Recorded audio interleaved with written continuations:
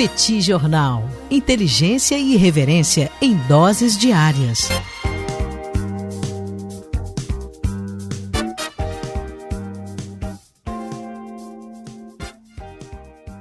Olá, gente. Bem-vindos, bem-vindas ao Petit Jornal. Esse é o bate-papo número 932. Estamos gravando numa live no YouTube do Petit Jornal. São exatamente 9 horas e 17 minutos da manhã de segunda-feira, 15 de setembro de 2025. Cá está a dupla de costume, a dupla que você conhece de cor. Tanguy, o Bagdadi, animado, contente, preparado, revigorado, resiliente, retumbante, descansado e tarifado. E temos também Daniel Souza, que é esse que vos fala. Ao longo dos próximos minutos, vamos repercutir os principais acontecimentos internacionais dos últimos dias. E Tanguy, começamos com uma pauta em que vamos relatar que o futuro chegou. O que mais temíamos aconteceu. Realmente, as redes sociais alcançaram um nível de importância jamais visto neste mundão de meu Deus. Vamos a isso, Tanguy. Como está? Tudo bem, Daniel Souza? Vamos lá para o nosso bate-papo 932 nessa manhã de segunda-feira. Um prazer estar aqui mais uma vez, iniciando mais uma semana. Vamos lá, Daniel, a gente tem uma semana cheia, né? Inclusive, a gente já começa essa manhã agora de segunda-feira com muita informação, muita notícia. Deixo aqui as boas-vindas a todo mundo que acompanha a gente nessa live no YouTube, todo mundo que acompanha a gente também pelo podcast. Sejam todos muito bem-vindos e muito obrigado pela presença de vocês. Daniel Souza, eu quero começar a nossa pauta de hoje falando sobre o Nepal. Só para a gente lembrar, Daniel, a gente teve ao longo dos últimos dias, né, dos últimos 10 dias, protestos muito grandes no Nepal, que levaram inclusive à morte de 72 pessoas e mais de 2.100 feridos, por conta de uma decisão que o governo nepalês tomou de bloquear redes sociais, como Facebook, Instagram e X, além do próprio YouTube. Foi tudo bloqueado por lá, segundo as autoridades do Nepal, pelo fato de que essas empresas, essas redes sociais, não estavam colaborando adequadamente, segundo o governo, com medidas para evitar a existência de fake news, de perfis fake. Então, como não estava havendo uma colaboração, eles foram lá e bloquearam essas redes sociais. Isso levou a uma enorme manifestação, que acabou sendo enormes, aliás, vou colocar no plural, inclusive, a enormes manifestações que foram chamadas como de protestos da geração Z. Isso levou, Daniel, a mudanças grandes, né? Afinal de contas, o governo voltou atrás do bloqueio e o primeiro-ministro renunciou, né? Nós tivemos a renúncia do primeiro-ministro, tivemos, inclusive, jovens vandalizando residências de políticos. A residência da ministra das Relações Exteriores, por exemplo, foi vandalizada. Nós tivemos agressões contra líderes. Aliás, a ex-primeira-dama do Nepal, inclusive, foi queimada viva na casa dela. Então, a gente realmente chegou num nível de agressividade bastante grande. E, na sexta-feira, o presidente, aliás, o primeiro-ministro já tinha renunciado, e na sexta-feira o presidente do Nepal dissolveu o parlamento. Ou seja, teremos eleições em março de 2026, daqui a alguns meses.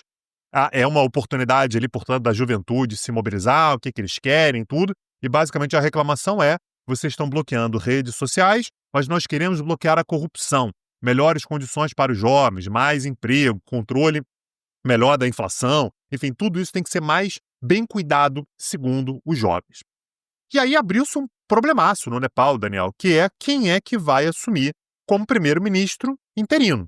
Beleza, não tem primeiro-ministro, o parlamento está dissolvido, temos eleições em março de 2026, a gente precisa de alguém que tome conta do país entre setembro de 2025 e março de 2026. Nesse vácuo de poder, quem assumiu o poder interinamente foram os militares. E os militares, Daniel, tiveram um problemaço na mão. O problemaço que a gente tem a gente precisa escolher uma nova liderança, só que tem uma molecada que está na rua e a gente não entende o que essa garotada fala. É simples assim, Daniel, é um choque geracional. A gente não sabe o que esses caras querem. Então, os líderes militares, ao longo dos últimos dias, isso começou ali por volta de quarta-feira da semana passada, começaram a dialogar com alguns líderes dos manifestantes, que passaram a utilizar um canal do Discord chamado Rami Nepal para debater o que eles gostariam. O que eles gostariam que fosse feito, qual seria o encaminhamento, qual seria o direcionamento. E o que os militares pediram foi: olha, indica pra gente alguém que vocês gostariam que fosse o primeiro-ministro interino. Muito bem. Os jovens, portanto, chofes, Daniel, da geração Z foram para o Discord e iniciaram alguns dias de debate com várias subvotações, pegando, portanto, nomes que as pessoas gostavam, não gostavam, por nome tal, vota. Tanta gente gosta, tanta gente não gosta, vai ter, não vai ter, vai agradar, não vai agradar. E, portanto, dessa maneira a gente passou a ter um certo afunilamento para tentar imaginar quem é que poderia chegar nessa posição. E, finalmente, Daniel, pelo Discord foi aprovado. Entre aquela galera, a gente está falando de um canal de cerca de 145 mil usuários, foi indicado, portanto, quem seria a próxima primeira-ministra. A próxima primeira-ministra, Daniel, é a jurista Sushila Karki, que foi indicada por essas pessoas para os militares, e os militares, Daniel, simplesmente abraçaram. Então, a Sushila Karki foi indicada para ser primeira-ministra interina e deve permanecer no cargo, se nada demais acontecer, até março do ano que vem, a partir de uma escolha feita por um afunilamento num canal do Discord. Então, em alguns poucos dias, Daniel, a gente chegou o governo bloqueia redes sociais, para alguns dias depois, as redes sociais indicam o novo primeiro-ministro. A gente vai ter que ver como é que isso ainda vai se desenrolar, né? Mas o que eu achei mais interessante foi que os militares nem debateram. É isso que vocês querem? Pelo amor de Deus, se a gente escolher a Sushila Karki, vocês vão para casa? Vocês vão voltar para a rede social de vocês e tal? A gente vai voltar a ter uma certa tranquilidade? E aparentemente a resposta foi que, beleza, a gente dá um voto de confiança e, portanto, a gente tem uma nova primeira-ministra interina no Nepal. Os organizadores desse canal do Discord, Daniel, dizem que, olha, é importante deixar claro que o Discord, esse canal do Discord, não representa todos os nepaleses. Foi uma tentativa de encontrar uma solução, um caminho, uma ponte, alguma alternativa política e, por acaso, os militares abraçaram esse nome. É temporário, claro, mas não deixa de ser curioso e mostrar, portanto, a força dos novos tempos, né, Daniel? Como você estava falando nisso aqui, chegou o momento no qual, ainda que indiretamente, pessoas mobilizadas numa rede social escolheram o primeiro-ministro de um país. Quero deixar claro, o Nepal é um país pequeno, sim, é um país pequeno, mas são 30 milhões de pessoas. São 30 milhões de habitantes. E um canal Discord com 145 mil pessoas inscritas, debatendo ali, dia e noite e tudo, escolheram, portanto, a primeira-ministra, ainda que temporária, de um país de 30 milhões de habitantes, Daniel.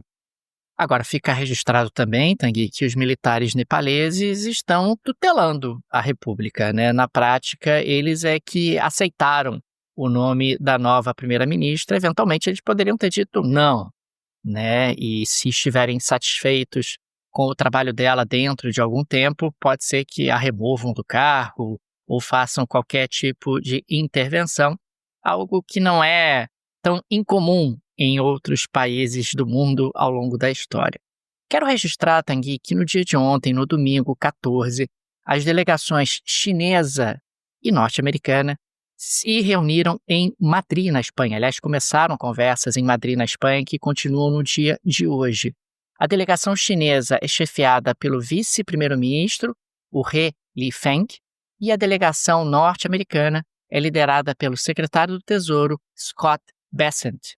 Entre os temas que estão sendo discutidos estão tarifas, obviamente, quer dizer, a relação comercial entre os dois países, controles de exportações que volta e meia têm sido colocados tanto por parte dos americanos quanto por parte dos chineses, TikTok.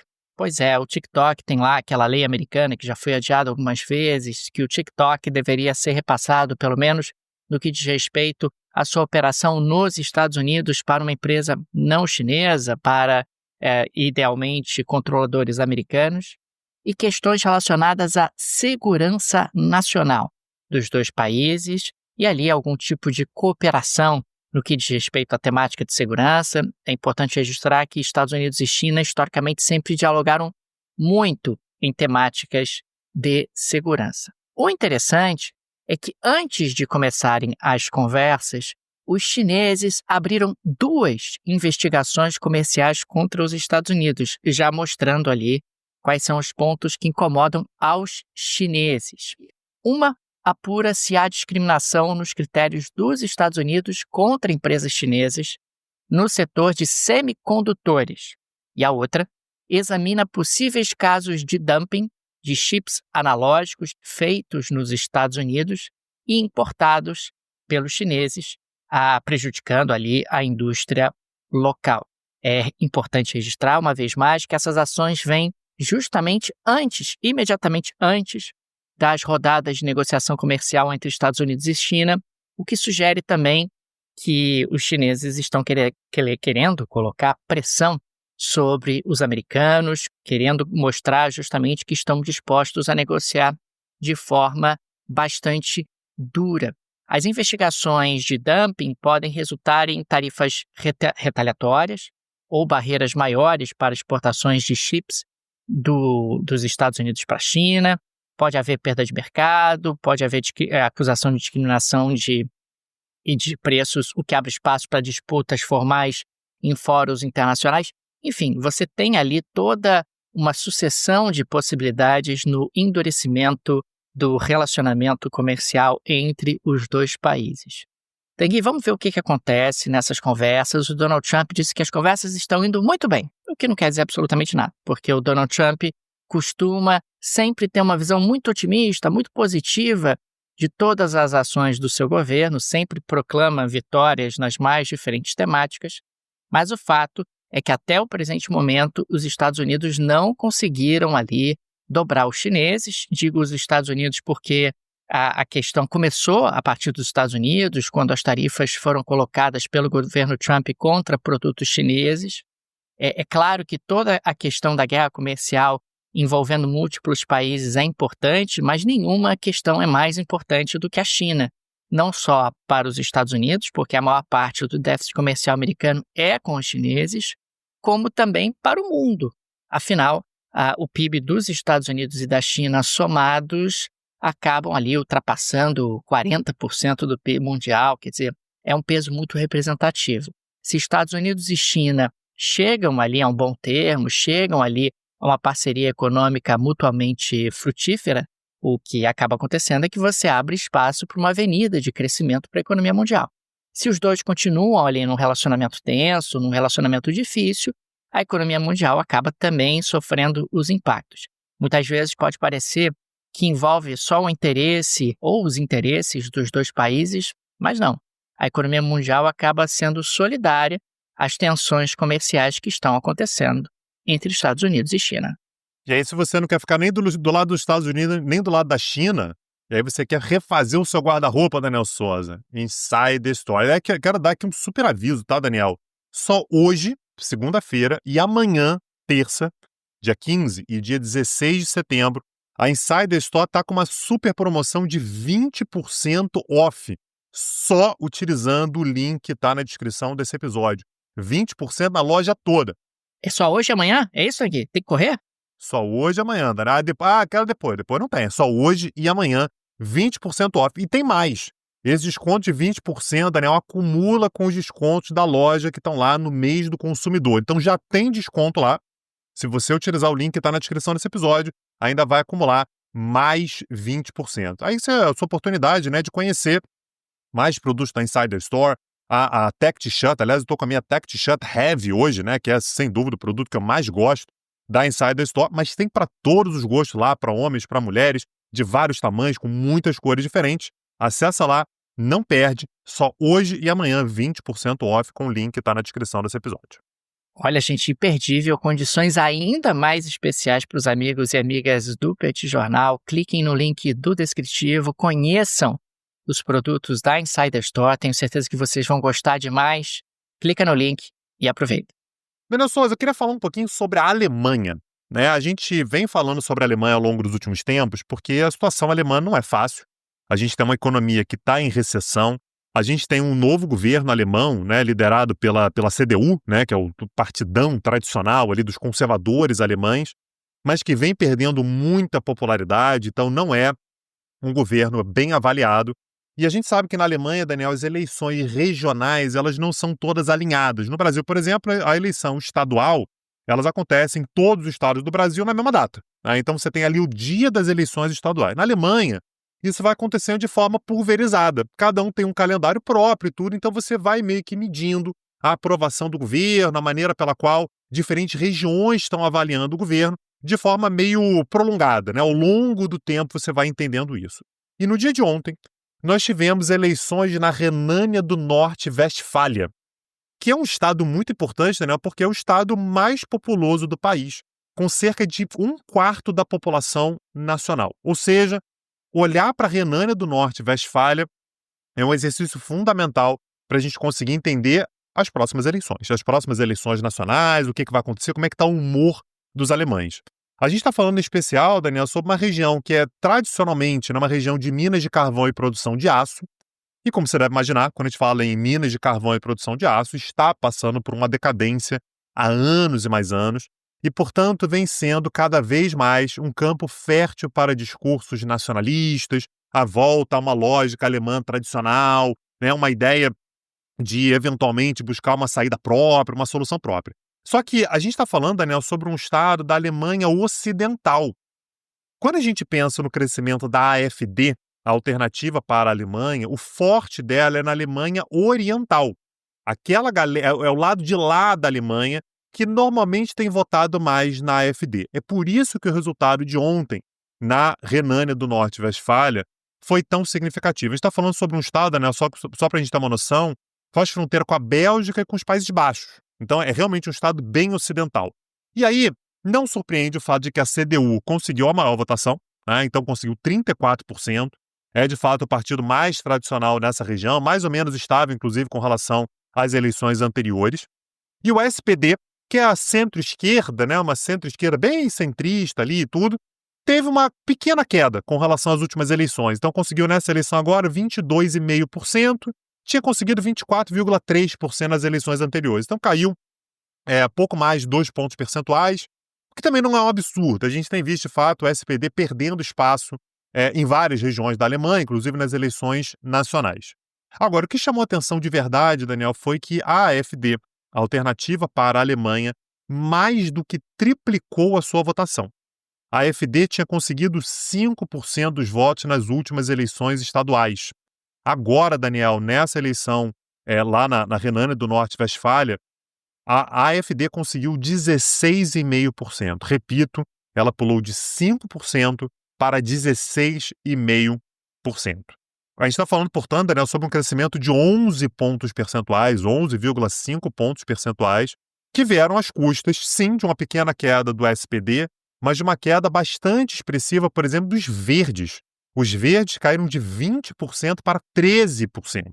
Claro que não dá para a gente saber com precisão o mecanismo, Daniel, quem é que tinha votado os verdes, que agora votou na AfD, o que parece uma lógica meio estranha, mas o fato é que a AfD está acumulando cada vez mais peso. E isso naturalmente acende muito um sinal de alerta, tanto no partido que está no governo, que é a CDU, quanto na própria SPD. A SPD, Daniel, ao longo dos últimos tempos, tem sido o partido que mais desidrata na Alemanha essa alternativa esquerdista, né, uma lógica de uma centro-esquerda tradicional, não tem sido bem vista na Alemanha, não tem sido considerada, né, uma boa alternativa, e, portanto, a AfD, a Alternativa para a Alemanha, ganha muita força, e aqui o sinal de alerta é principalmente que estamos falando sobre ganhar força no estado da Alemanha Ocidental. A gente está falando sobre um estado que não é, historicamente, um reduto da AfD e vem ganhando força por lá também. Quero lembrar, Daniel, que a AfD ela tem um discurso nacionalista, isso a gente já sabe, mas que defende, por exemplo, a saída da Alemanha da zona do euro. A saída alemã da zona do euro é basicamente o fim do euro, né? O euro é na prática, a autoridade alemã sobre toda a Europa, né? Como se fosse você pegar o que seria o marco alemão e estender para mais outras dezenas de países ali da Europa. Então a lógica deles é temos que voltar com o marco alemão. Isso obviamente leva a grandes preocupações para o governo do Friedrich Merz, que, repito, não é bem avaliado, não é popular, e vai ter que lidar, portanto, agora com mais esse baque num estado muito importante. Repito, 1/4 da população alemã vive na região da Renânia do Norte, Westfália, Daniel. É impressionante, né, Tanguy? Porque o euro é um projeto de integração no continente europeu liderado pelos alemães, o que dá muito poder à Alemanha. O fato de você ter uma moeda unificada ampliou demais as exportações alemãs para outros países da União Europeia, que são membros ali da moeda única, do acordo da moeda única. Isso beneficiou demais a economia alemã e não o contrário. O Banco Central Europeu fica na Alemanha. Os alemães têm muita influência sobre a política monetária do continente europeu, mais especificamente da zona do euro. Isso não é pouca coisa. Você simplesmente querer jogar isso na lata do lixo, sabe-se lá por quê? É algo que eu tenho muita dificuldade em compreender. É claro que países, de repente, que perderam competitividade com o euro podem ter alguma justificativa minimamente racional. Não que eu concorde com ela, mas países como a Itália, Portugal, Espanha, Grécia, volta e meia reclamam, dizendo, olha, perdi competitividade com o euro, para mim é ruim, porque eu fiquei aqui completamente submetido a questões monetárias alemãs. Dá para entender um discurso nacionalista nessa linha. Mas no caso da Alemanha é o contrário, quer dizer, a Alemanha ganhou competitividade com o euro, a Alemanha ampliou suas exportações com o euro, a Alemanha passou a ter mais poder sobre a economia dos vizinhos através do euro. E você dizer, não, vamos voltar para o marco alemão, mas que, gente? Qual é a racionalidade? Onde é que você quer chegar com isso? Muitas vezes é algo que a mim soa muito estranho e é até difícil de compreender. Claro que, no caso da política, muitas vezes há humores, há paixões, há outras questões envolvidas que não são necessariamente apenas a racionalidade, ou você coloca na moeda a culpa de uma série de frustrações, mas, de qualquer forma, é algo que chama bastante a minha atenção. E aí, só mais um dado, Daniel, para temperar isso tudo que você falou, uma pesquisa nacional, por exemplo, de popularidade dos partidos mostra que a AfD ela já está se aproximando da CDU. A CDU é o grande partidão alemão, né? Tradicionalmente o grande partido alemão desde a Segunda Guerra Mundial. Então os dois têm um nível de aprovação muito parecido nesse momento e deixaram a SPD mas muito para trás, Daniel. Então a gente está falando sobre a AfD com uma popularidade na casa de 25%, né, da preferência do público, enfim, né, do eleitorado. O SPD com 14%, 25 contra 14. Então, aquele modelo de uma centro-direita e uma centro-esquerda que mais ou menos se alternam, né, que vão estar ali dividindo o poder, ou então disputando o poder entre si, é uma lógica que na Alemanha aparentemente está ficando realmente para trás. Então, a Alemanha, de fato, a gente vai ter que ficar muito atento, porque a gente não está falando somente sobre a Alemanha, né, a gente está falando sobre a Europa de uma forma geral. E é interessante porque o SPD, né, é um partido muito tradicional na Alemanha, né, Tanguy, é um partido que vem lá do século XIX. O SPD, por exemplo, é um dos partidos que tomava a bordoada das SAs nazistas, né, porque eram vistos ali como inimigos dos nazistas naquele contexto. Enfim, avançando para a próxima pauta, eu queria repercutir um pouco, Tanguy, um artigo que saiu ontem no Financial Times, trazendo uma série de dados interessantes sobre o impacto das tarifas no mercado de trabalho nos Estados Unidos. O Financial Times acabou mapeando ali uma série de setores onde você já tem congelamento de contratações e demissões por conta das tensões comerciais. Por exemplo, o setor de manufatura perdeu 12 mil empregos em agosto nos Estados Unidos, totalizando 78 mil empregos a menos em 2025. O setor de mineração/energia perdeu 6 mil empregos em agosto e o setor dentro desse segmento, o setor de petróleo e gás, está sendo particularmente atingido. Comércio atacadista, queda de 32 mil empregos neste ano. No mês de agosto, a criação líquida, e aí a gente está considerando a economia como um todo, não esses setores específicos, você teve apenas 22 mil postos gerados, um claro desaquecimento forte em relação a anos anteriores e a períodos anteriores. Isso é mais ou menos algo que a gente já vinha apontando aqui no Petit Jornal. Você coloca as tarifas, num primeiro momento, os setores seguram a onda. Não sei se a tarifa vai vingar, se vai durar, etc. Não vou repassar por preço, vou apertar um pouquinho a minha margem, não quero perder espaço, não quero perder mercado. Mas conforme os meses vão passando, chega uma hora que não tem como. Você vai ter que repassar por preço, isso vai significar uma queda nas suas vendas e vai significar menos contratações em função da queda nas suas vendas. E mais, se você está projetando um futuro de muita incerteza, você não contrata tanta gente, você não faz tanto investimentos, porque você está com medo.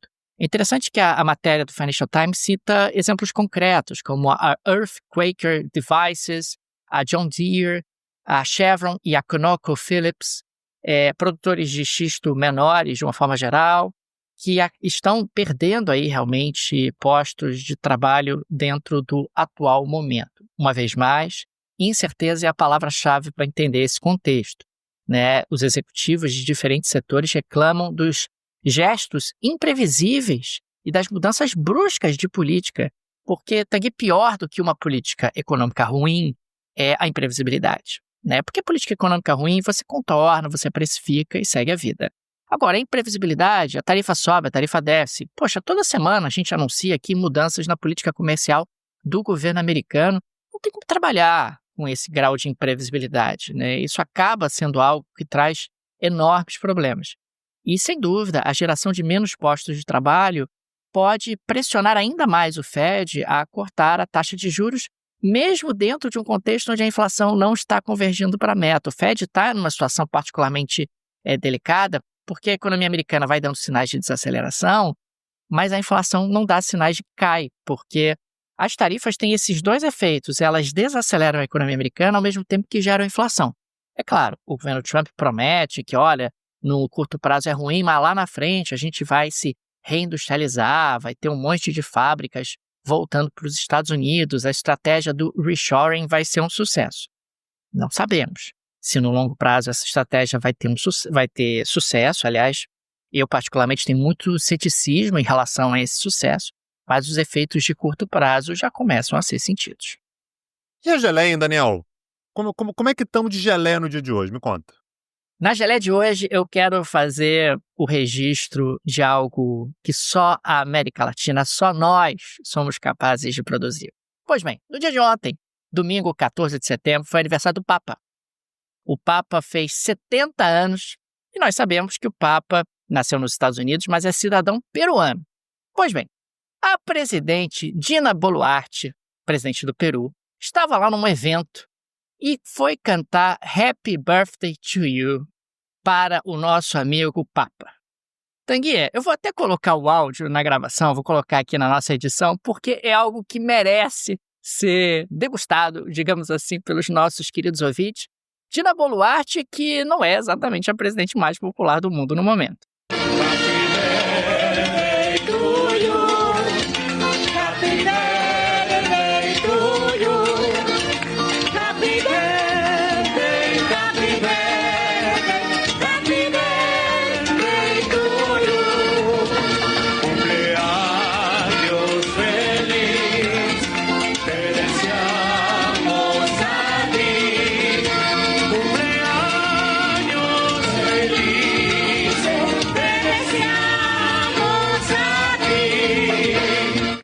Daniel Souza, que bom, enfim, é só América Latina mesmo.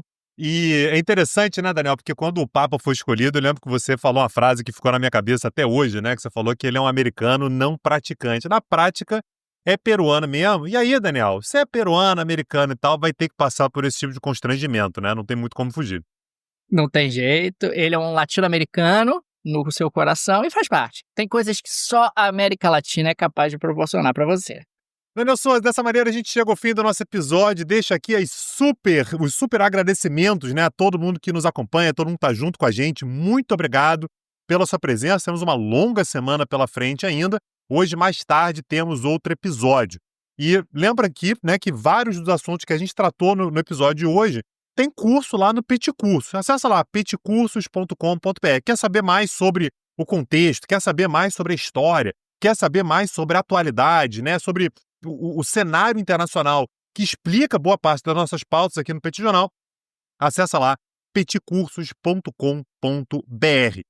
Barato, acessível, flexível, né? Você assiste na hora que você quiser, do jeito que você quiser, com plataforma nova, tá lindão lá. Acessa lá peticursos.com.br. Fica aqui também o nosso agradecimento aos apoiadores e apoiadoras do Petit Jornal, vocês que ajudam a manter esse projeto de pé. Fica o nosso carinho, o nosso abraço, o nosso muito obrigado a cada um de vocês. Petit é uma mídia pequena, não tem nenhum conglomerado por trás, nenhuma produtora por trás, por isso a ajuda de nossos apoiadores é tão importante. E por isso, registramos aqui o nosso agradecimento a cada um deles. Fica também o convite, se você gosta do nosso projeto, se ele faz diferença na sua rotina, considere nos apoiar.